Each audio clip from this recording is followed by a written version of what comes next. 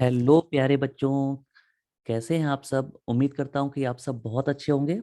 बच्चों, स्वागत है आपका मेरे यूट्यूब चैनल चंदन सर कानपुर में। प्यारे बच्चों, जैसा आप देख रहे होंगे कि पिछले काफ़ी दिनों से मैं आपके लिए ज़बरदस्त प्रैक्टिस सीरीज लेके आया हूं जीएस और साइंस के मिसलेनियस क्वेश्चंस की।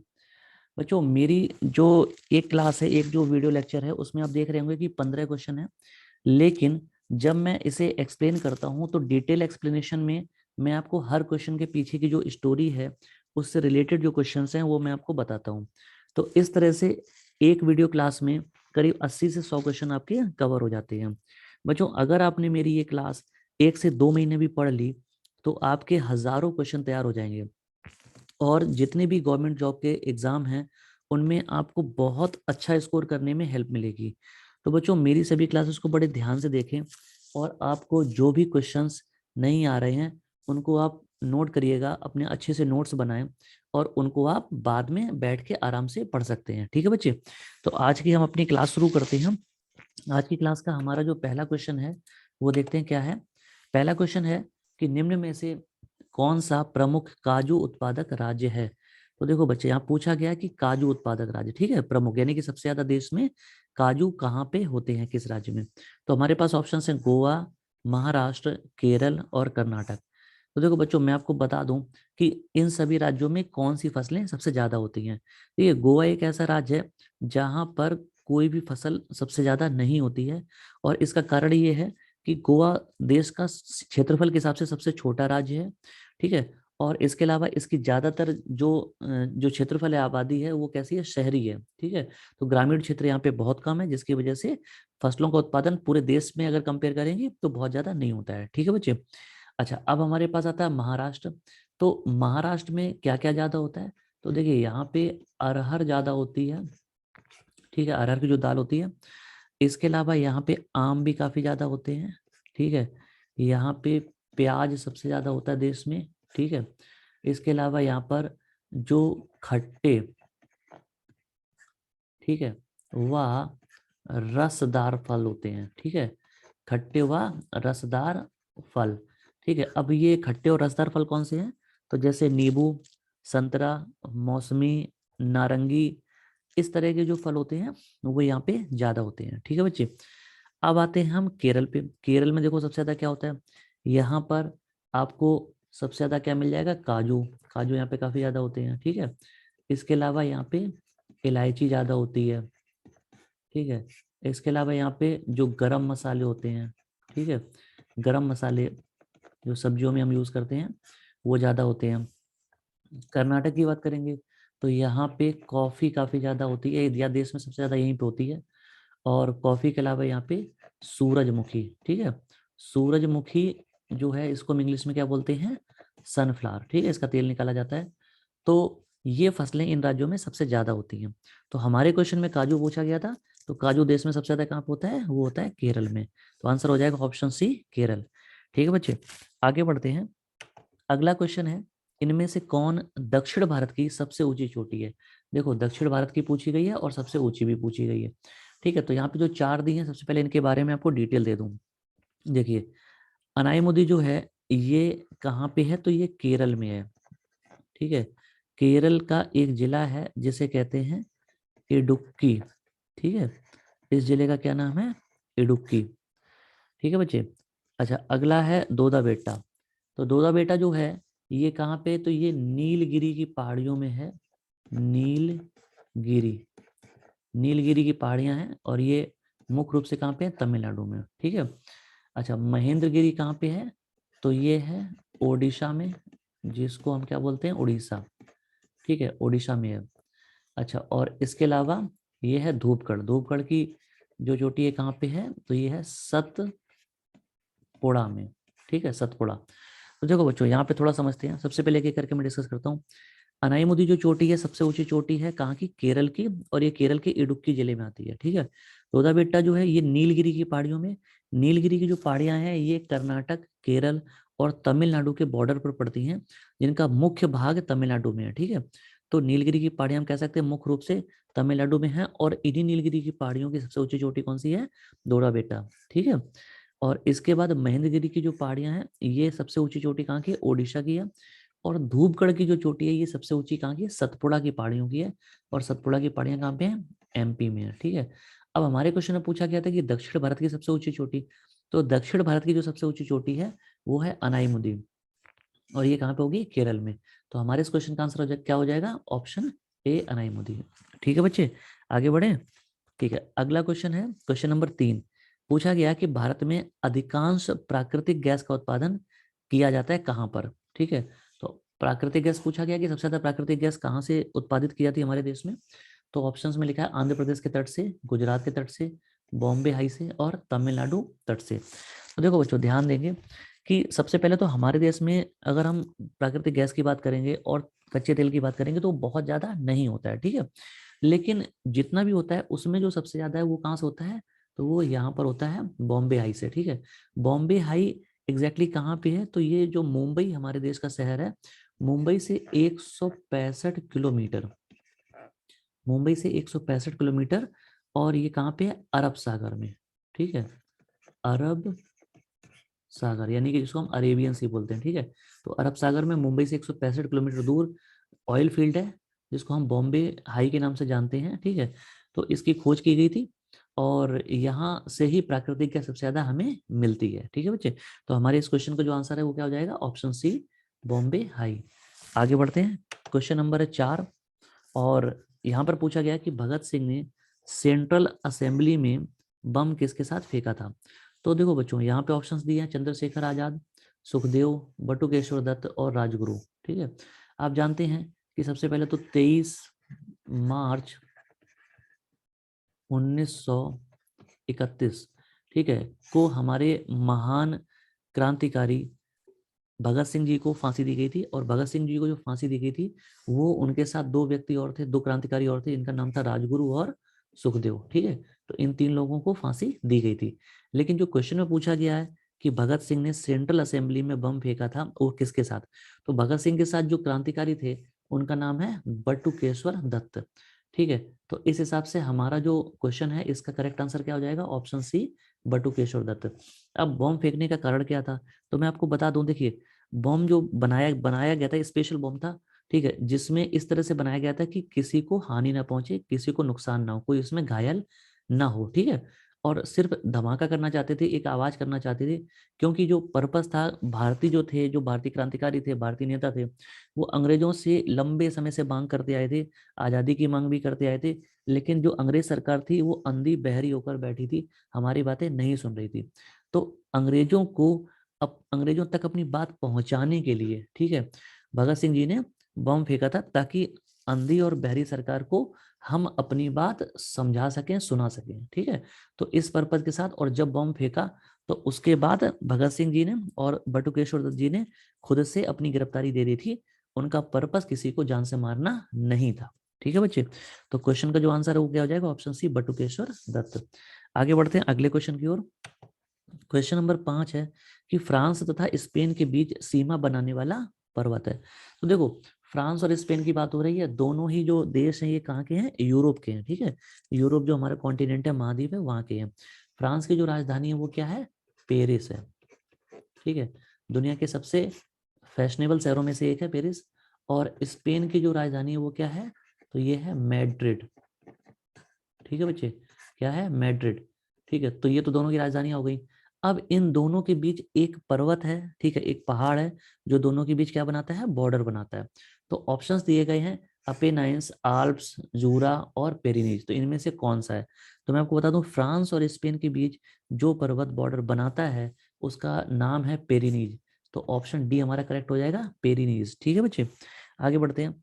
अगला क्वेश्चन है, निम्न देशों में से ऊन का सबसे बड़ा उत्पादक देश कौन सा है? पूछा गया कि दुनिया में सबसे ज्यादा ऊन कहाँ पे होती है। अच्छा बच्चे, आपको पता है कि ऊन कई जानवरों की बालों से बनाई जाती है, और इसमें सबसे ज्यादा जो मुख्य रूप से शामिल है वो है भेड़। ठीक है, भेड़ के बालों से ऊन बहुत ज्यादा बनाई जाती है। तो मैं आपको बता दूं कि दुनिया में सबसे ज्यादा भेड़ किस देश में है? ठीक है, सबसे ज्यादा भेड़ों का पालन किस देश में होता है? तो देखो, सबसे ज्यादा जो भेड़ पालन है, भेड़ पालन, वो कहाँ पे होता है? चीन में होता है। ठीक है, भेड़ दुनिया में सबसे ज्यादा जो पाली जाती है वो कहाँ पे है, चीन में। लेकिन ऊन का जो उत्पादन है सबसे ज्यादा, वो चीन में सबसे ज्यादा नहीं होता, वो कहाँ पे होता है, ऑस्ट्रेलिया में। ठीक है, ऊन का जो उत्पादन है वो दुनिया में सबसे ज्यादा कहाँ पे होता है, तो वो होता है ऑस्ट्रेलिया में। मैं आपको बता दूं कि ऑस्ट्रेलिया जो है, ठीक है, ये 7 अलग अलग राज्यों में बटा हुआ है। ठीक है, तो ऑस्ट्रेलिया का जो नॉर्थ ऑस्ट्रेलिया है, यानी कि उत्तरी ऑस्ट्रेलिया, उत्तरी ऑस्ट्रेलिया की जो राजधानी है वो क्या है, वो है डार्विन। ठीक है, क्या है, डार्विन। ठीक है, तो उत्तरी ऑस्ट्रेलिया को छोड़कर लगभग पूरे ऑस्ट्रेलिया में भेड़ों का पालन बहुत ज्यादा किया जाता है और उनसे हमें ऊन प्राप्त होती है। तो दुनिया में सबसे ज्यादा ऊन उत्पादन करने वाला जो देश है वो कौन सा है, तो ऑस्ट्रेलिया है। तो इस क्वेश्चन का हमारा आंसर क्या हो जाएगा, ऑप्शन सी, ऑस्ट्रेलिया। ठीक है बच्चे, और भेड़ों का पालन की बात करेंगे, सबसे ज्यादा भेड़ किस देश में, तो आंसर होगा चीन। आगे बढ़ते हैं। अगला क्वेश्चन है क्वेश्चन नंबर 7, बहुत ही जबरदस्त क्वेश्चन है और ये क्वेश्चन पेपर में कई बार पूछा गया है। क्वेश्चन है कि शुष्क बर्फ होती है, क्या होती है। ऑप्शंस हैं, वाष्प होती है यानी कि भाप होती है, बर्फ 0 डिग्री सेल्सियस पर जो होती है वो होती है, ठोस कार्बन डाइऑक्साइड होती है, और जल रहित कैल्शियम क्लोराइड द्वारा अभिक्रिया कराई गई बर्फ होती है। तो बच्चों देखो ध्यान से समझेंगे। सबसे पहले तो आपको पता है कि अगर हम बात करेंगे कि कार्बन डाइऑक्साइड CO2, ठीक है, तो जो ठोस CO2 होती है, ठोस कार्बन डाइऑक्साइड होती है, ठीक है, तो वही देखो कार्बन डाइऑक्साइड क्या चीज है आपको पता है, ये क्या है, एक गैस है। ठीक है कि नहीं है। अच्छा, जब कार्बन डाइऑक्साइड जम जाती है, ठीक है, जब इसका जमाव होता है यानी कि ठंडी होकर बर्फ की तरह, तो इसी को हम क्या बोलते हैं, इसको बोलते हैं शुष्क बर्फ। और देखो शुष्क का मतलब क्या होता है, सूखा। ठीक है, तो ये सूखी बर्फ कही जाती है। ऐसा क्यों कहा जाता है, देखो मैं आपको बताऊं। आप जानते हैं कि किसी भी चीज को सूखा बोला गया तो इसका मतलब इसका अपोजिट क्या होगा, गीला। किसी भी चीज को गीला होने के लिए किसी चीज की जरूरत होती है, पानी की। अच्छा, ये सूखी बर्फ है, इसका मतलब इसमें पानी नहीं होता है।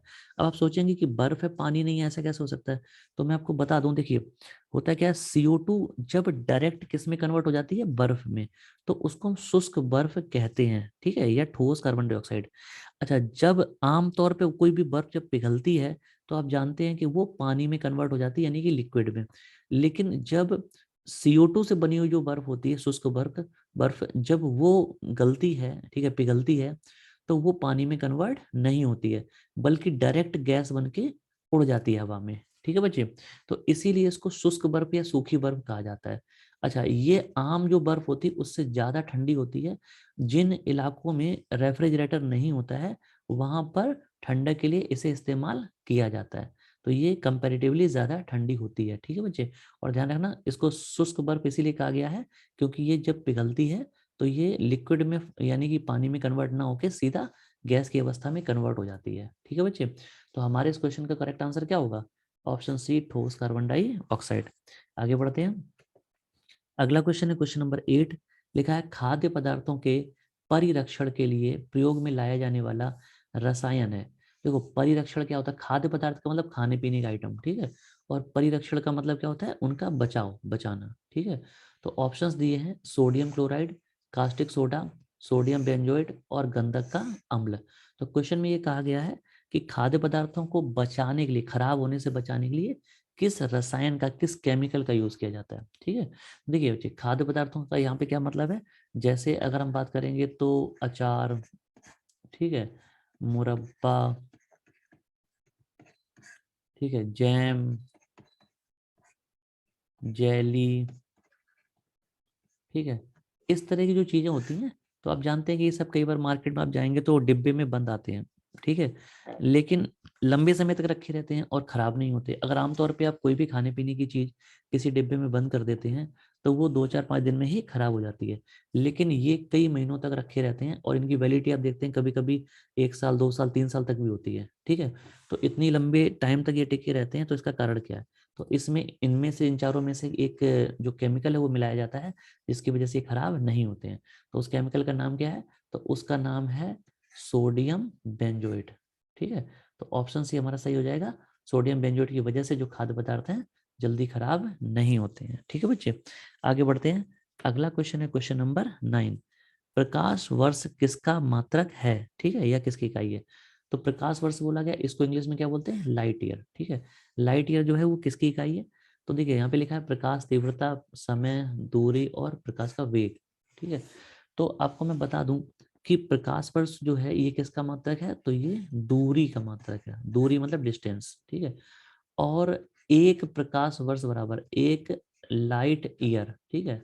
एक प्रकाश वर्ष बराबर कितना होता है, तो 9.46 इंटू 10⁻15 मीटर, ठीक है, इतना होता है एक प्रकाश वर्ष। एक प्रकाश वर्ष का मतलब एक लाइट ईयर, ठीक है। अब देखो बच्चों, मैं आपको बता दूं कि इसका मतलब क्या है। सबसे पहले प्रकाश वर्ष होता क्या है, तो प्रकाश के द्वारा एक वर्ष में चली गई दूरी को, प्रकाश के द्वारा एक वर्ष में चली गई दूरी को हम क्या कहते हैं, एक प्रकाश वर्ष कहते हैं, 1 लाइट ईयर कहते हैं, ठीक है। अब प्रकाश की चाल कितनी होती है, तो देखो प्रकाश की जो चाल होती है वो होती है 3 लाख, ठीक है, किलोमीटर पर सेकेंड, ठीक है। एक सेकंड में जो प्रकाश है, लाइट है, वो 3 लाख किलोमीटर चलती है, ठीक है। तो अब आप समझिए कितनी ज्यादा होगी, यानी कि प्रकाश के द्वारा एक साल में कुल जितनी भी दूरी तय की जाती है उसे एक प्रकाश वर्ष कहते हैं, ठीक है बच्चे। अच्छा, और अगर ऐसा क्वेश्चन आ जाए कि प्रकाश की सबसे बड़ी जो इकाई है वो कौन सी है, यूनिट कौन सी है, ठीक है, तो वो होती है पारसेक, ठीक है। प्रकाश की जो सबसे बड़ी इकाई है वो क्या है, पारसेक है। अच्छा, एक पारसेक बराबर कितना होता है, तो एक पारसेक बराबर होता है 3.26 प्रकाश वर्ष, ठीक है। 3.26 प्रकाश वर्ष होता है, ठीक है, एक पारसेक बराबर। तो पारसेक दूरी की सबसे बड़ी इकाई है, और उसके बाद आता है आपका प्रकाश वर्ष। तो एक प्रकाश वर्ष एक लाइट ईयर बराबर कितना होता है, 9.46 इंटू 10⁻15 मीटर होता है, ठीक है बच्चे। तो समझ में आया। आगे बढ़ते हैं अगले क्वेश्चन की ओर। हमारे पास है क्वेश्चन नंबर 10, चौरी चौरा किस जनपद में स्थित है। तो देखिए, सबसे पहले चौरी चौरा के बारे में आपको थोड़ी डिटेल बता दूं। हमारे पास फिलहाल ऑप्शन दिए हुए हैं देवरिया, ठीक है, गोरखपुर, महाराजगंज और कुशीनगर। बच्चे देखो, मैं आपको सबसे पहले बताता हूँ चौरी चौरा किस जनपद में स्थित है, इसका मतलब क्या है। चौरी चौरा जो है वो क्या चीज है, एक जगह का नाम है, ठीक है, एक जगह का नाम है, ठीक है। देखिए, जब हमारे देश में आज़ादी के लिए लड़ाई चल रही थी, तो उस समय क्या हुआ कि चौरी चौरा एक जगह है, वहां पर क्या एक जुलूस निकाला जा रहा था, ठीक है। जुलूस का मतलब क्या होता है कि कुछ जो क्रांतिकारी थे वो शामिल होके, ठीक है, और अंग्रेजों के खिलाफ विरोध कर रहे थे शांतिपूर्वक।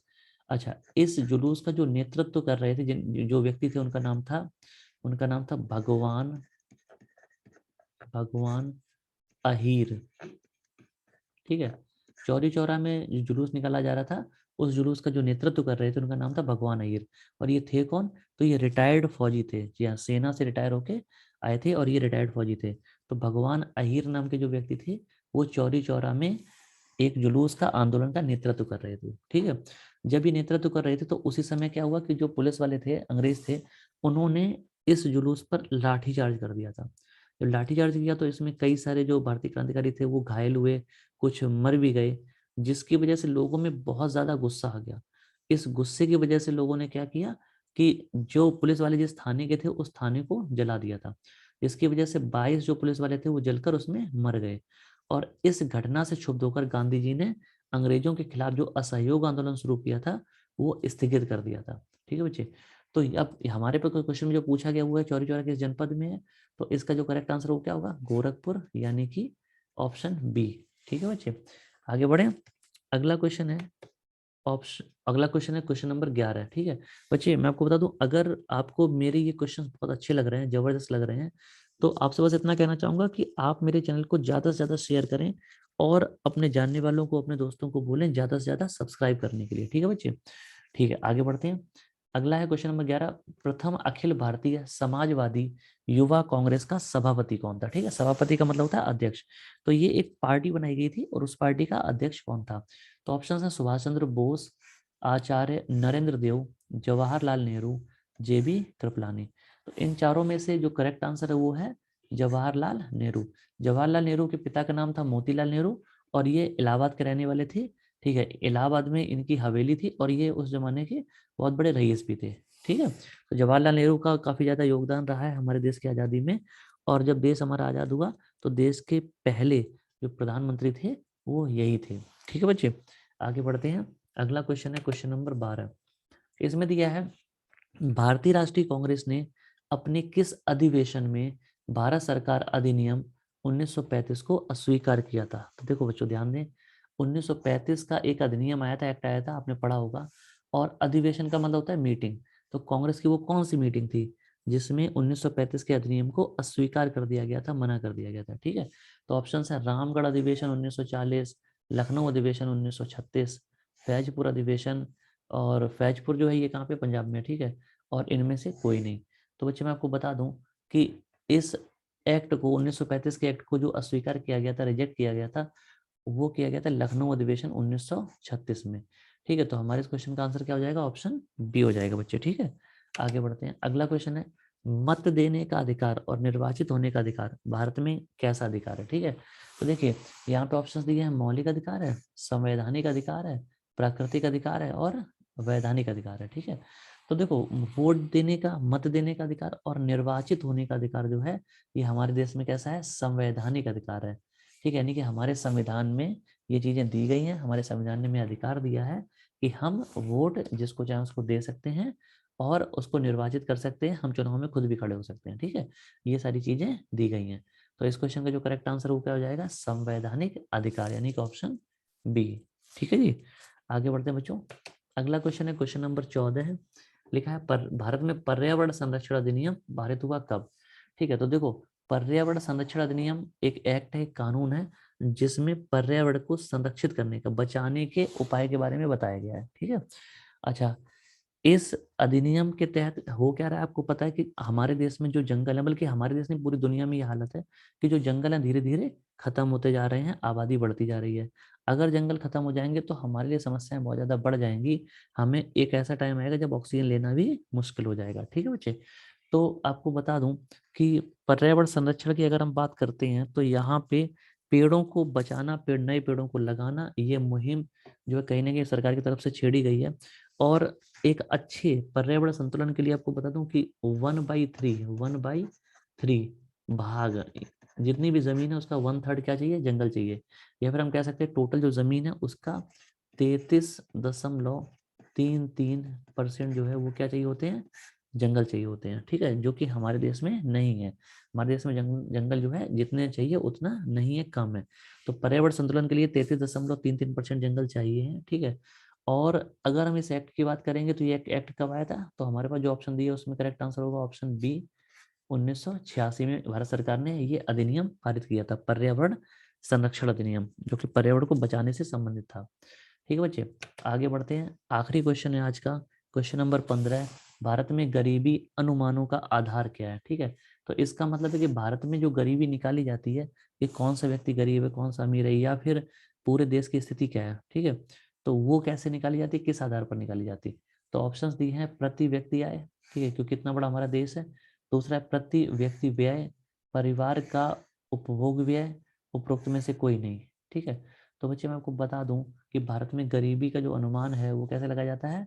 तो प्रति व्यक्ति आय के हिसाब से लगाया जाता है। ऑप्शन ए इसका करेक्ट हो जाएगा। ठीक है, यानी कि प्रत्येक व्यक्ति की जो एवरेज इनकम है उससे पता चलता है कि भारत में गरीबी का स्तर क्या है। ठीक है बच्चे, तो ये क्वेश्चन मैंने आपको बताया। और आज की क्लास के जो क्वेश्चन है वो 15 थे, और इसके पीछे की कहानी मैंने आपको बताई। तो बहुत सारे क्वेश्चन हमने कवर किए। ठीक है, इसी तरह से मेरी क्लास को आप पढ़ते रहिएगा, जम के अच्छे से नोट्स बनाइएगा।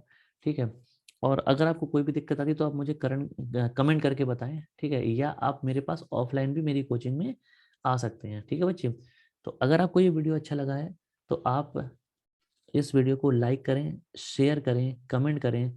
और अगर आप इस तरह की वीडियोस और भी चाहते हैं, अच्छी क्लासेस चाहते हैं, तो आप मेरे चैनल को सब्सक्राइब करके और लोगों को भी सब्सक्राइब कराएं। ठीक है, जिससे ज़्यादा से ज़्यादा लोग इस चीज़ का फ़ायदा उठा सकें।